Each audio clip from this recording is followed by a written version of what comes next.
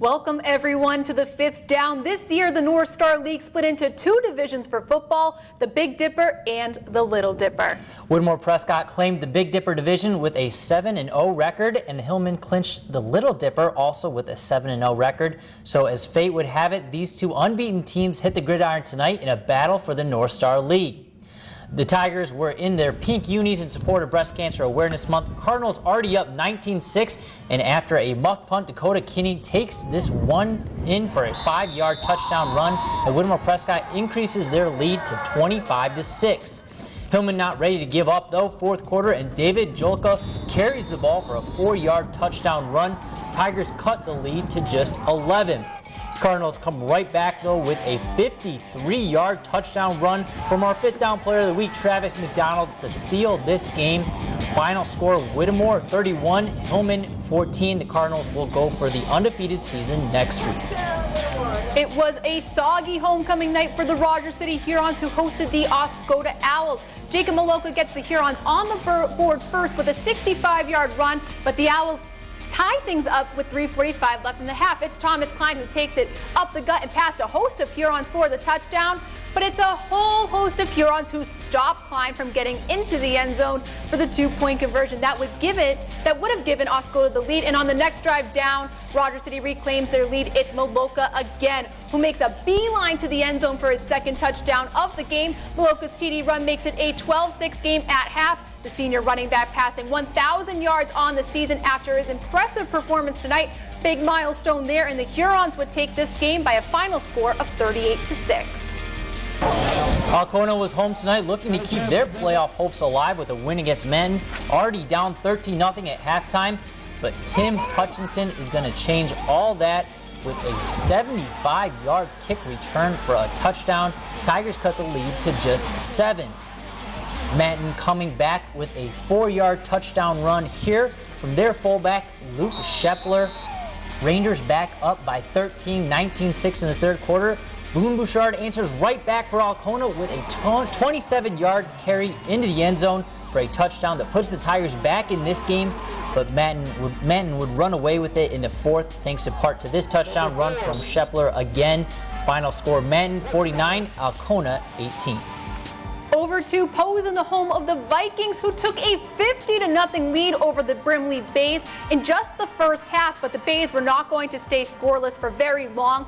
First snap of the second half, Hunter Ellenboss throws it over the middle to R.J. Carrick, and he is off to the races. He scores, but the Bays will need a lot more of that if they wanted to catch up to the Vikings. And Posen would only add to their lead. Travis Sharp with the QB keep takes it all the way past the Brimley D-line and into the end zone. They'd get the extra 2 points thanks to a nice goal line push by Matthew Wisniewski to give Posen a 58-6 lead. And with the running clock, the Vikings look to be the last ones with the ball, but a bad snap goes over the head of Isaiah Hinska. Carrick picks it up and runs it into the end zone, and that's how this one is going to end as the Posen Vikings crush the Brimley Bays 58-12.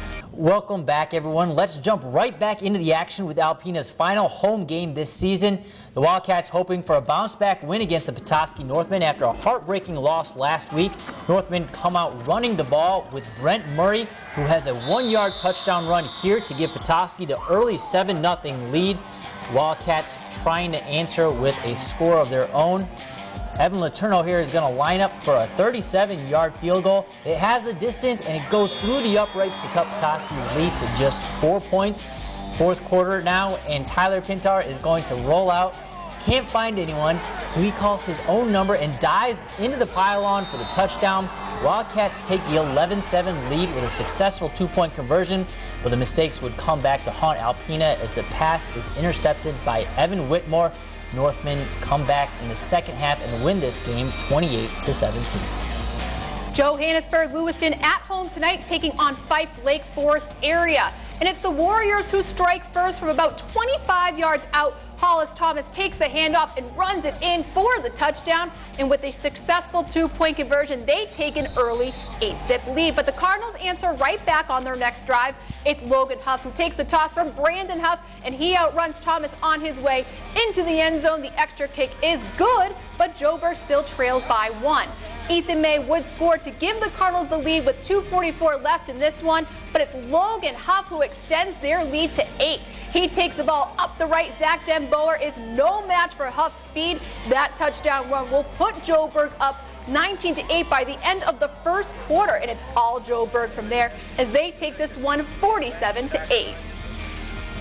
Well, some out-of-town scores. Unfortunately, we were not able to get the Onaway versus Pickford score tonight, so we will try to update you that on later time, but for right now, we cannot give you the score for that game. But the Tawas Braves having a good night, shutting out Bay City 51-0 tonight in Tawas. We'll have some more good news for Tawas fans coming up in just a bit. Mayo taking on Hale tonight. Unfortunately, we were not able to get any kind of score from that game as well, so we'll have to wait later for a later date to see if Mayo or Hale won that game. But Au Gres Sims kept their postseason dreams alive tonight, defeating Mayville 45-3. Quarterback Sawyer Freelig had himself quite the night with 2 rushing touchdowns, 1 passing touchdown, and a fumble recovery return for a touchdown. Now here is that good news we were saying for Tawas fans. Tonight was a great night if you're from Tawas because the Braves soccer team defeated Roscommon in the district finals to win the championship trophy. Tawas held a 2-0 lead into halftime, but the Braves added 3 goals in the second to seal up the win 5-0. Kenny Jordan, Jared Junquist, Max Loga, Tim Janis, and Anthony Plawecki each scored a goal. Janis also had 2 assists, along with Kyle Costigan, who had 2 assists of his own. Junquist was also credited with an assist. Adam Moffitt was in goal to earn the shutout win with 5 saves. This is the 4th year in a row the Braves have taken home the district title. They will take on the winner of Ludington-Muskegon Oak Ridge game on Wednesday night in Clare.